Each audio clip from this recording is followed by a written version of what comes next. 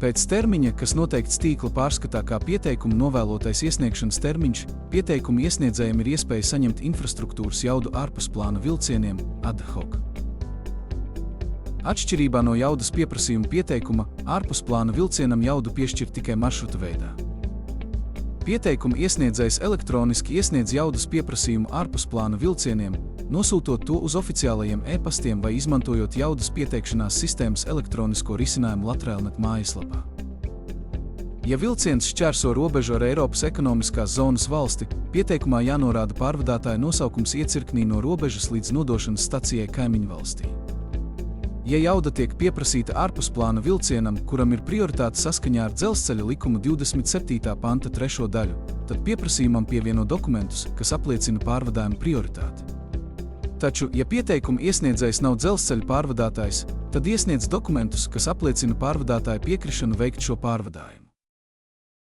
Ja pieprasītais ārpusplāna vilciena maršruts atbilst gada grafikā jau izveidotajiem vilcienu ceļiem, kas rezervēti ārpusplāna vilcieniem, ad hoc pieprasījums tiks apmierināts 5 darba dienu laikā.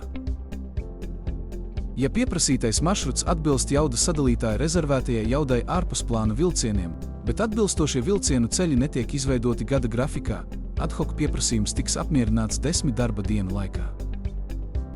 Ja pieprasītā ārpusplāna vilcienam infrastruktūras jauda skar citu pieteikumu iesniedzēju intereses, lēmums par jaudas iedalīšanu tiek pieņemts pēc koordinēšanas.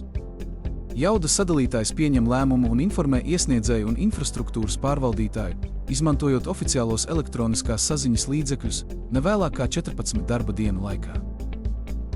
Ja pārvadātājam vai tehnoloģisko procesu veicējam rodas pēkšņa nepieciešamība, jaudas pieprasījuma pieteikums ārpusplāna vilcieniem var tikt izskatīts operatīvā jaudas sadalas procesa ietvaros. Šajā gadījumā pieteikumu izskata ar nosacījumiem, ka ārpusplāna vilcienam nav nepieciešamas specifiskās prasības pārvadājumam. Ārpusplāna vilcienam pieprasītais maršruts attiecas tikai uz infrastruktūras pārvaldītāju tīklu. Pieprasītā infrastruktūras jauda atbilst jaudas sadalītāja rezervētajai infrastruktūras jaudai ārpusplāna vilcieniem un neskar citu pieteikumu iesniedzēju intereses.